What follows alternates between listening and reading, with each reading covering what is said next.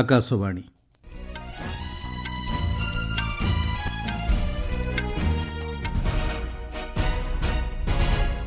ସମ୍ବାଦ ପଢୁଛନ୍ତି ସତ୍ୟବ୍ରତ ବେହୁରା। ଏକବିଂଶ ଶତାବ୍ଦୀର ଆବଶ୍ୟକତାକୁ ଦୃଷ୍ଟିରେ ରଖି ଶିକ୍ଷା ବ୍ୟବସ୍ଥାର ଆଧୁନିକୀକରଣ କରୁଛନ୍ତି ସରକାର, କହିଲେ ପ୍ରଧାନମନ୍ତ୍ରୀ।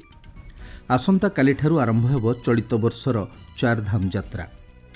କାନାଡା ନିର୍ବାଚନରେ ବିଜୟ ଲକ୍ଷ୍ୟ ଆଡ଼କୁ ଅଗ୍ରସର ହେଉଛି ଲିବେରାଲ ପାର୍ଟି ଏବଂ ଆଇପିଏଲ୍ କ୍ରିକେଟରେ ଆଜି ଦିଲ୍ଲୀ କ୍ୟାପିଟାଲ୍ସ ଏବଂ କୋଲକାତା ନାଇଟ୍ ରାଇଡର୍ସ ମଧ୍ୟରେ ହେବ ମୁକାବିଲା। ପ୍ରଧାନମନ୍ତ୍ରୀ ନରେନ୍ଦ୍ର ମୋଦି କହିଛନ୍ତି, ଏକବିଂଶ ଶତାବ୍ଦୀର ଆବଶ୍ୟକତାକୁ ଦୃଷ୍ଟିରେ ରଖି ସରକାର ଦେଶର ଶିକ୍ଷା ବ୍ୟବସ୍ଥାର ଆଧୁନିକୀକରଣ କରୁଛନ୍ତି। ସେ କହିଛନ୍ତି, ଦେଶର ପ୍ରତ୍ୟେକ ଛାତ୍ରଛାତ୍ରୀ ଯେଭଳି ବିଶ୍ୱସ୍ତରୀୟ ଜ୍ଞାନ ଆହରଣ କରିପାରିବେ, ସେ ନେଇ ସରକାର ପଦକ୍ଷେପ ଗ୍ରହଣ କରୁଛନ୍ତି। ଆଜି ନୂଆଦିଲ୍ଲୀର ଭାରତ ମଣ୍ଡପମ୍ଠାରେ ଯୁଗ୍ମ ସମ୍ମିଳନୀକୁ ସମ୍ବୋଧିତ କରି ପ୍ରଧାନମନ୍ତ୍ରୀ କହିଛନ୍ତି, ଗୋଟିଏ ମଞ୍ଚରେ ସରକାର, ଶିକ୍ଷାବିତ୍, ଶିଳ୍ପ ଏବଂ ଉଦ୍ଭାବକମାନଙ୍କୁ ଏକତ୍ର କରାଯାଇଛି। ସେ କହିଛନ୍ତି, ଦେଶର ଉଜ୍ଜଳ ଭବିଷ୍ୟତ ନିର୍ମାଣ କ୍ଷେତ୍ରରେ ଯୁବପିଢ଼ିର ଭୂମିକା ଗୁରୁତ୍ୱପୂର୍ଣ୍ଣ ଏବଂ ସେମାନଙ୍କୁ ପ୍ରସ୍ତୁତ କରିବା ଲାଗି ନୂଆ ଶିକ୍ଷାନୀତି ଦିଗ୍ଦର୍ଶନ ଦେବ। ଭାରତର ଭବିଷ୍ୟତକୁ ଜ୍ଞାନ, ସଦିଚ୍ଛା ଏବଂ ପ୍ରଯୁକ୍ତିବିଦ୍ୟା ଶୀର୍ଷସ୍ତରକୁ ନେବ ବୋଲି ପ୍ରଧାନମନ୍ତ୍ରୀ ଆଶାବ୍ୟକ୍ତ କରିଛନ୍ତି।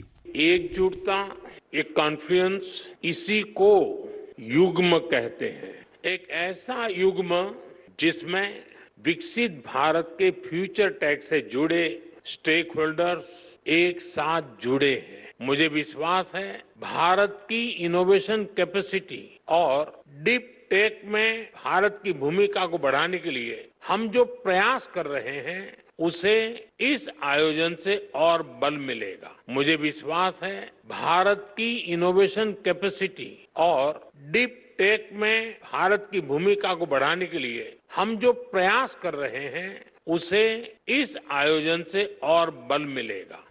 ଏହି ଅବସରରେ ଶ୍ରୀ ମୋଦି କହିଛନ୍ତି, ଭାରତର ବିଶ୍ୱବିଦ୍ୟାଳୟଗୁଡ଼ିକରେ ଅତ୍ୟାଧୁନିକ କେନ୍ଦ୍ରଗୁଡ଼ିକ ସ୍ଥାପନ କରାଯାଇ ଯୁବପିଢ଼ିଙ୍କ ମଧ୍ୟରେ ନବ ସୃଜନାତ୍ମକ ଭାବନା ଉଦ୍ରେକ କରାଯାଉଛି। ଚଳିତ ବର୍ଷ ବଜେଟ୍ରେ ଆଇଆଇଟିଗୁଡ଼ିକରେ ଆସନ ବୃଦ୍ଧି ନିମନ୍ତେ ସୁପାରିଶ କରାଯାଇଥିବା ଶ୍ରୀ ମୋଦି କହିଛନ୍ତି।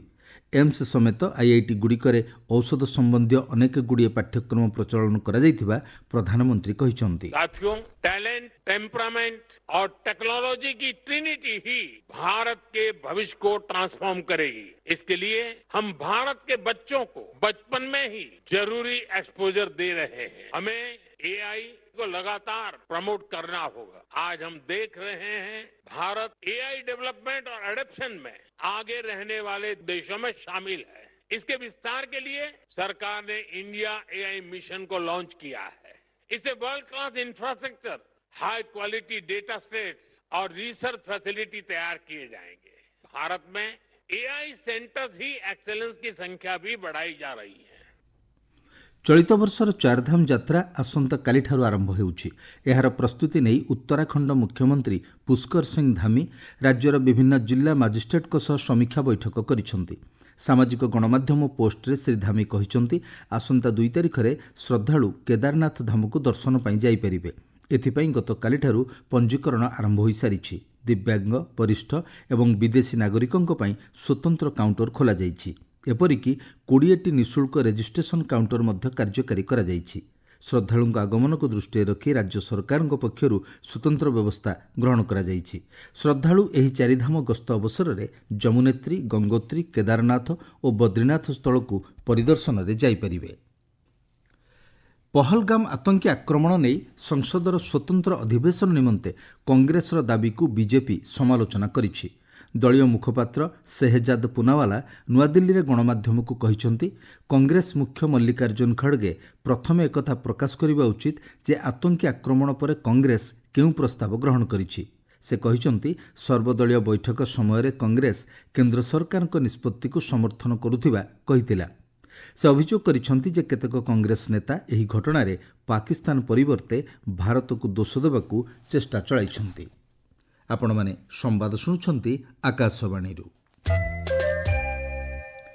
କାନାଡା ନିର୍ବାଚନରେ ଲିବେରାଲ ପାର୍ଟି ପ୍ରାର୍ଥୀ ମାର୍କ କାର୍ନି ବିଜୟ ଲକ୍ଷ୍ୟ ଆଡ଼କୁ ଅଗ୍ରସର ହେଉଛନ୍ତି।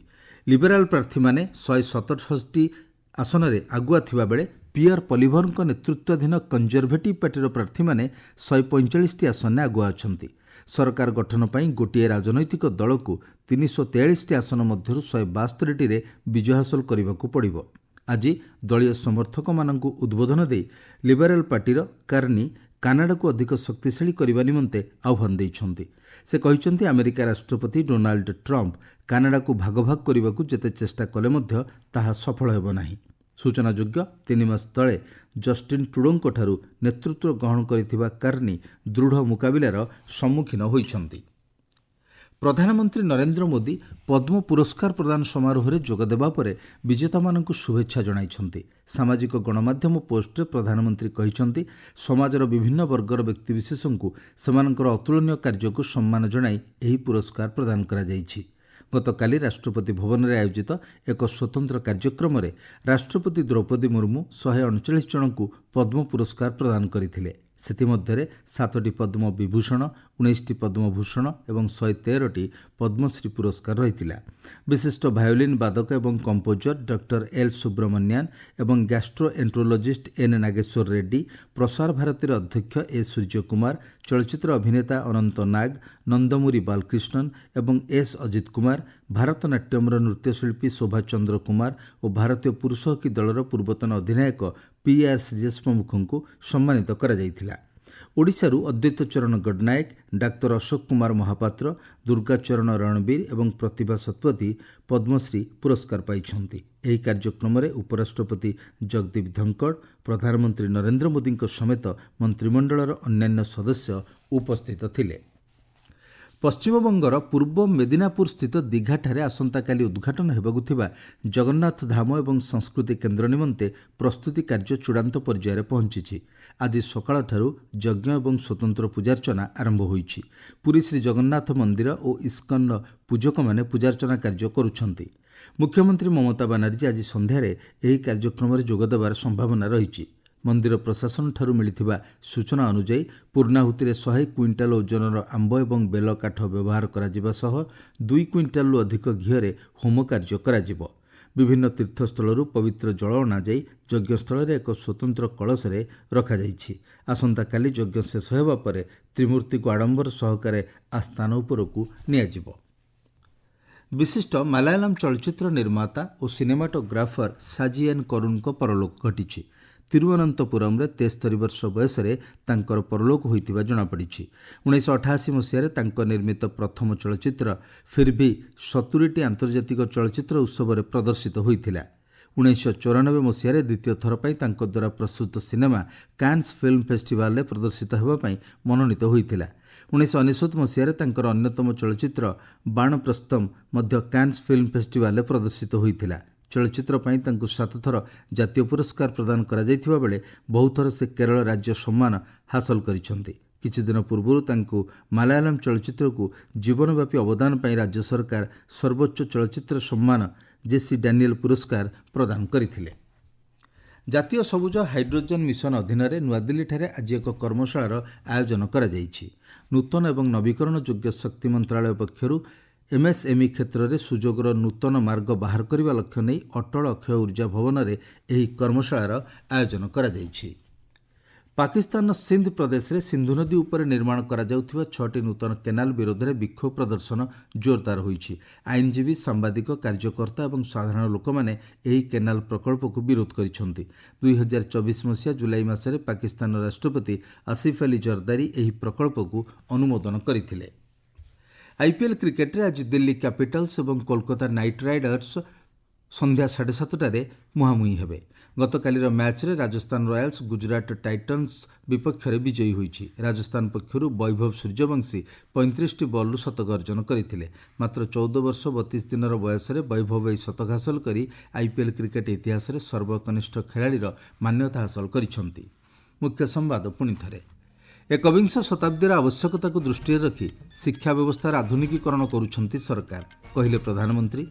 ଆସନ୍ତାକାଲିଠାରୁ ଆରମ୍ଭ ହେବ ଚଳିତ ବର୍ଷର ଚାରଧାମ ଯାତ୍ରା। କାନାଡା ନିର୍ବାଚନରେ ବିଜୟ ଲକ୍ଷ୍ୟ ଆଡ଼କୁ ଅଗ୍ରସର ହେଉଛି ଲିବରାଲ ପାର୍ଟି ଏବଂ आईपीएल क्रिकेट आज दिल्ली कैपिटाल्स और कोलकाता नाइट राइडर्स मध्य हेब मुकाबिला। संवाद शेष है। अधिक संवाद आपण मैंने newsonair.gov.in वेबसाइट और न्यूज ऑन एआईआर ऐप रे लॉगिन करें।